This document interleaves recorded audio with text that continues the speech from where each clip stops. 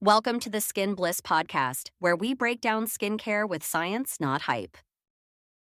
I have a bit of a bone to pick with the skincare industry today.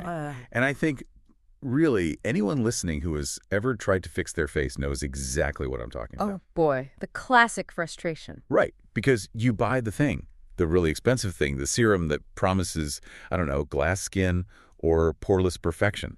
You put it on your bathroom counter, you do a little magical thinking, and you start using it. It's the honeymoon phase. You feel proactive. You feel responsible, like you're finally taking care of things. Exactly. You're like, I'm an adult who has a routine now, but then, day 4 or 5 rolls around, you walk into the bathroom, you flip on that really harsh overhead light, and absolute betrayal. Yeah. You got like 3 new pimples on your chin, your forehead looks all congested.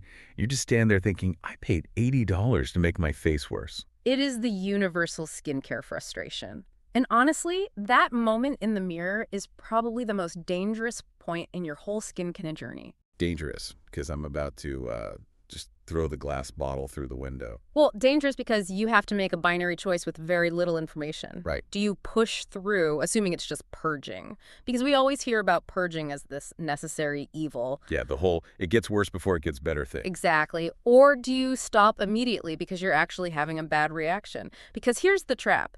If you stop a purge, you never get the results you paid for. But if you push through a reaction... You destroy your skin barrier.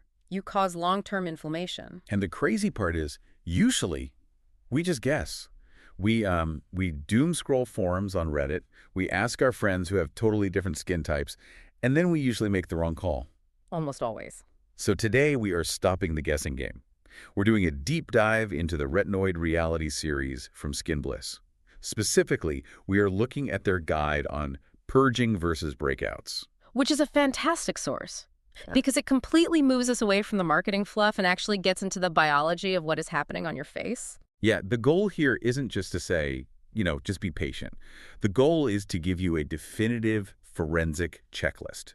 We're talking visuals, timelines, product types, so you know exactly what your skin is doing. So you don't throw away a perfectly good product or keep destroying your face with a bad one. Right. I love the sound of a checklist. But before we get to the actual forensics, we really need to deal with the definition itself. Yeah. Because purging is one of those words that just gets thrown around by everyone. Oh, absolutely everyone. My esthetician says I'm purging. The sales clerk says I'm purging. My friend who sells essential oils on Facebook says I'm purging. Is it actually a medical thing, or is it just a convenient excuse for a product that sucks? It is absolutely a real biological phenomenon. But it is so much more specific than people think. To really understand it, we have to look at the life cycle of a pimple. Okay. And I don't mean the 3 or 4 days it actually sits visibly on your face. I mean the weeks before you ever even see it. Yeah. Okay, lay it on us. Yeah. What is happening underground? So a pimple starts as what dermatologists call a microcomedone. This is a microscopic clog deep inside the pore.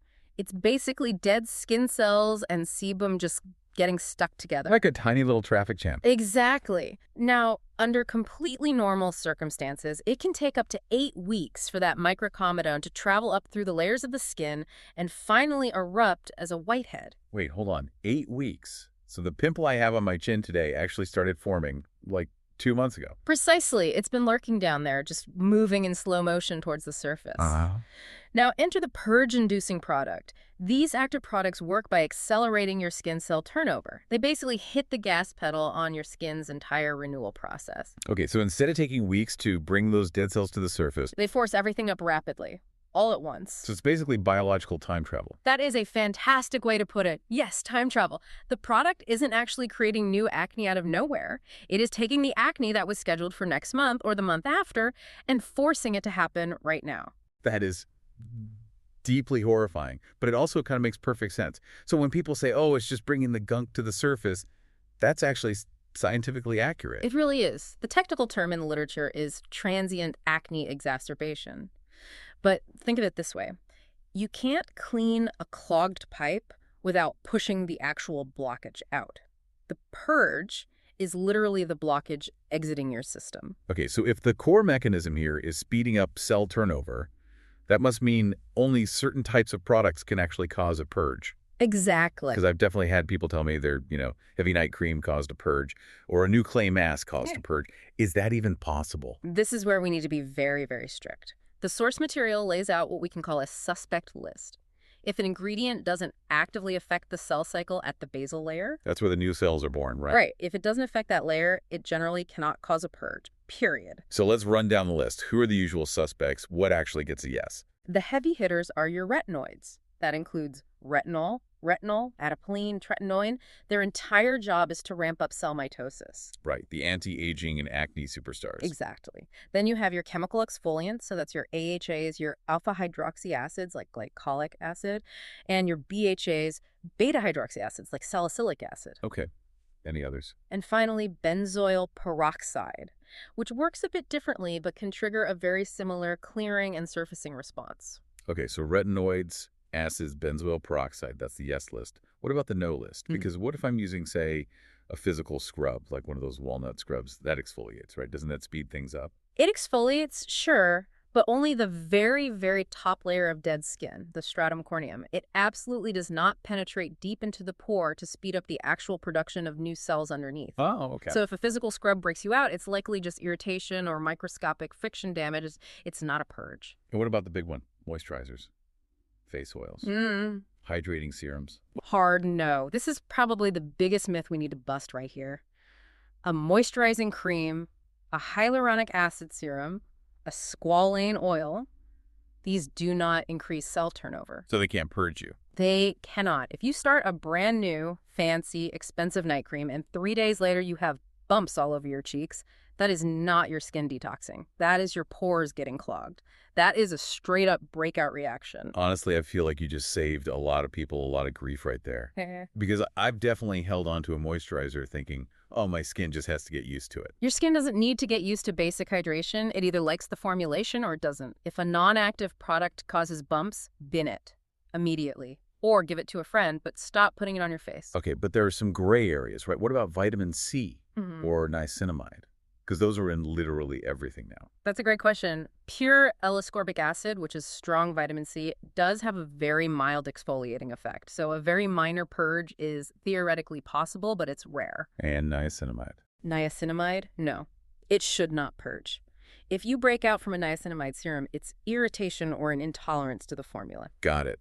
So step one in our detective work, look at the bottle. If it's not a retinoid or an acid, stop making excuses for it. It's breaking you out. Exactly. The can it purge rule. But let's say you are using a retinoid. You're using the right kind of product, but your face is still exploding.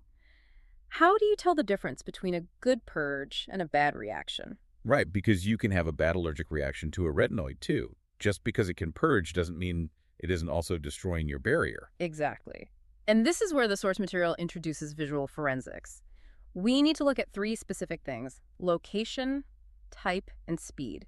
Let's start with the geography. The map of the face. Right. If you are genuinely purging, the breakouts should appear in your usual suspect areas. Meaning where I normally get pimples anyway. Exactly. If you are someone who is prone to hormonal acne strictly on the chin and jawline, the purge should happen on the chin and jawline. Because that's where those microcomedones, the hidden clogs, were already living. Correct. You are just excavating existing sites. Now, if you have a forehead that has been completely smooth since 1999, and suddenly you start a retinoid and your forehead is covered in angry bumps. That's highly suspicious. Very suspicious. That suggests the product itself is actively irritating the hair follicles or clogging pores in an entirely new area where you don't historically have an issue. A purge should not colonize new territory. Okay, so stick to the map. But what about the spots themselves? Do purge pimples actually look different than, I hate this product pimples? Often, yes. A purge is usually smaller and more superficial. Think tiny whiteheads, little blackheads, closed comedones, which are those little flesh-colored bumps. They shouldn't be monstrous. And a reaction. A reaction almost always involves severe inflammation. We're talking deep, painful, cystic bumps. Blind pimples that throb but never come to a head. The worst kind. Or, and this is a major key, look for the rashy texture. If the skin itself looks red, feels hot to the touch, itches, or looks kind of like sandpaper, that is not a purge. That is contact dermatitis or a severely damaged barrier. The itch factor is a really big one for me. Pimple pain is a very specific, localized throb. But if my whole face feels itchy and tight, that usually means I've messed up. Ideally, yes, you should trust that instinct. Purging shouldn't itch.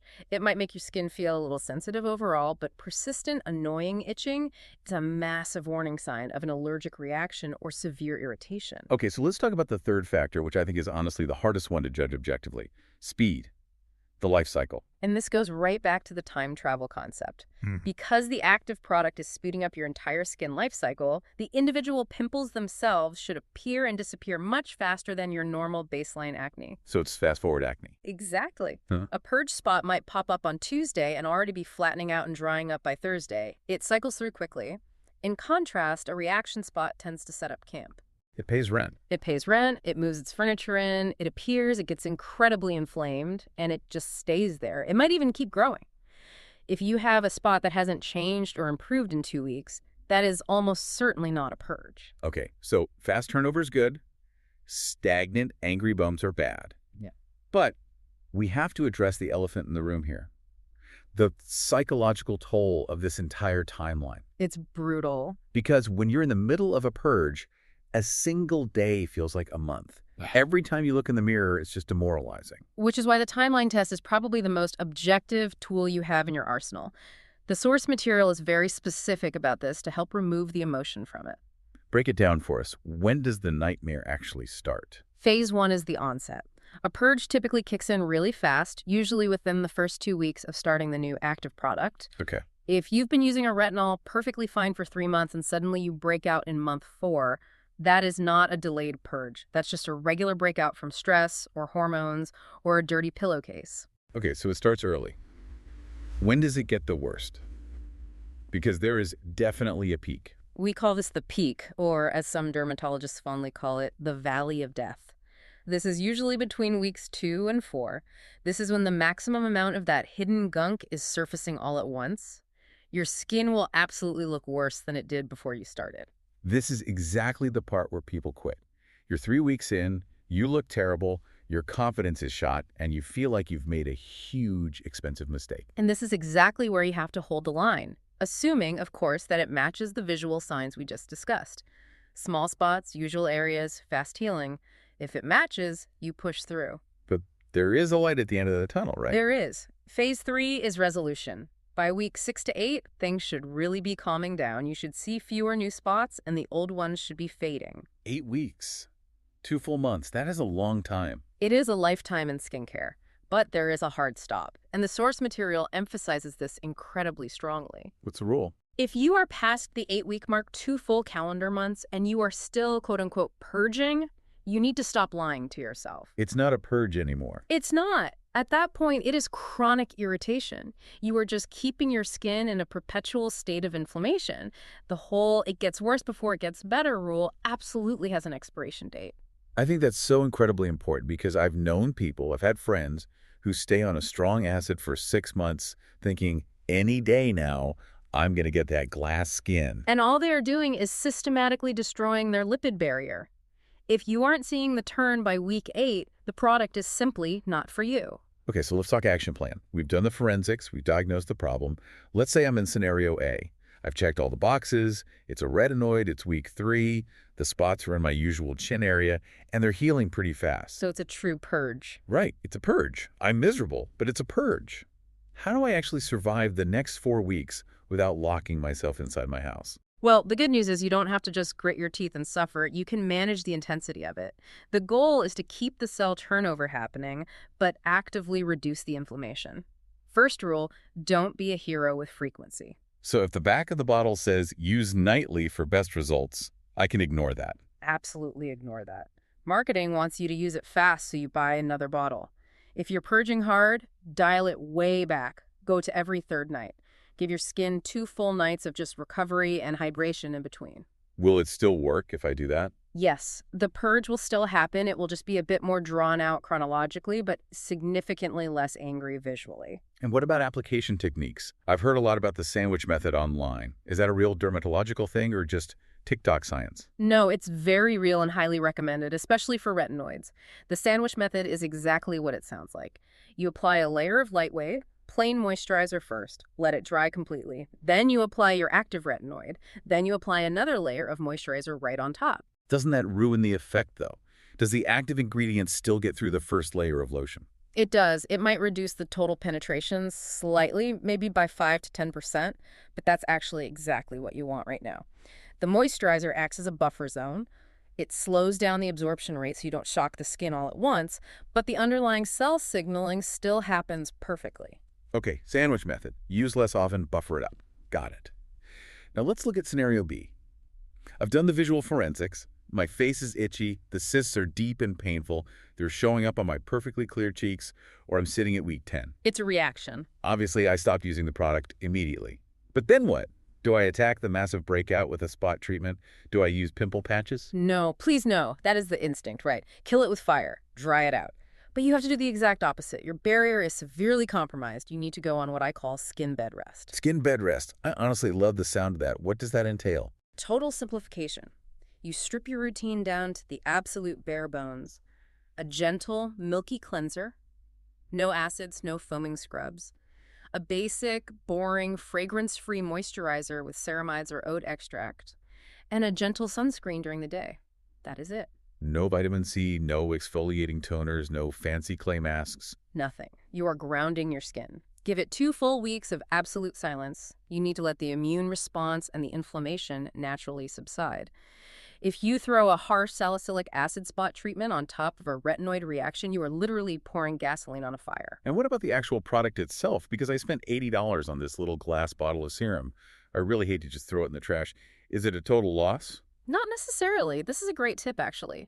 Just because the delicate skin on your face couldn't tolerate the formula doesn't mean the rest of your skin can't handle it. The skin on our body is much thicker, much more resilient, and has fewer oil glands. So I can repurpose it, like where? Absolutely. Retinoids are fantastic for the backs of your hands for anti-aging and sun damage. Or you can use that strong exfoliating acid on rough elbows, knees, or even the backs of your arms if you have keratosis pilaris. The body dump. I like it. At least you get some value out of your $80. Exactly. Don't literally burn your face just to get your money's worth. Use it on your knees. This has been incredibly clarifying. We've got the suspect list, the visual forensics, the timeline test. But it always brings me back to the psychological aspect of this whole thing. We are so heavily conditioned to want instant results. We really are? We treat our skin like it's a machine we can just reprogram overnight with a new chemical code. We do, and we constantly forget that the skin is a massive organ. It's living, breathing tissue. When we use these powerful active ingredients, we are biologically manipulating an organ's function. That takes time, and sometimes it involves a messy, uncomfortable transition. It's really that difficult discernment between growing pains and actual injury. That is the core of it. We are taught this whole no pain, no gain mentality in the gym, and we just blindly apply it to our face. But in skincare, burning is almost always just burning. The only good pain, if we can even call it that, is this very specific temporary purge we've described today. Everything else is a flashing red warning sign. So relying on our eyes in the mirror day to day just isn't enough. Because our emotions cloud our judgment, we need actual data. We do. And the source material actually recommends a specific tool for this, which is the Skin Bliss app. But honestly, the specific tool itself matters less than the habit. The habit is tracking. Like taking photos. Taking daily photos in the exact same good lighting every few days. Because our memory is incredibly flawed. When you're stressed, you might think, I've been breaking out forever, my skin is ruined. But if you look at the dated photos on your phone, you might actually see that the bumpy texture is smoothing out, even if the redness is still lingering. Or conversely, you might swipe back and see that the angry cyst on your cheek has grown 3 sizes in 2 weeks, and you've just been in total denial because you want the product to work so badly. Exactly. The camera does not lie. It helps you remove the emotion and the panic from the diagnosis. So, here's your final mission, listeners. If you are standing in your bathroom tonight, holding that expensive little bottle, debating whether to apply that serum again, be a forensic scientist. Run the checklist. Run the checklist. Check the ingredients. Is it actually capable of purging? Check the map. Is the breakout in your usual spot? And check the clock. Has it been under 8 weeks? And if the honest answer is no to any of those questions, put the bottle down. Step away from the active ingredient and go give your skin barrier a massive hug. And really, it makes you think about how we view beauty in general. We condition ourselves to think suffering equals efficacy. Like, if it doesn't sting, it's not working. But maybe the real secret to actual long-term skincare isn't endurance, but just learning the language of your own body. because maybe the industry wants us to confuse the two, so we keep buying the cure for the reaction they caused. That is a very dangerous but very true thought to end on. Your face? Well, thank you for listening to it. Thanks for diving deep with us today. Go wash your face very gently, and we'll see you in the next one.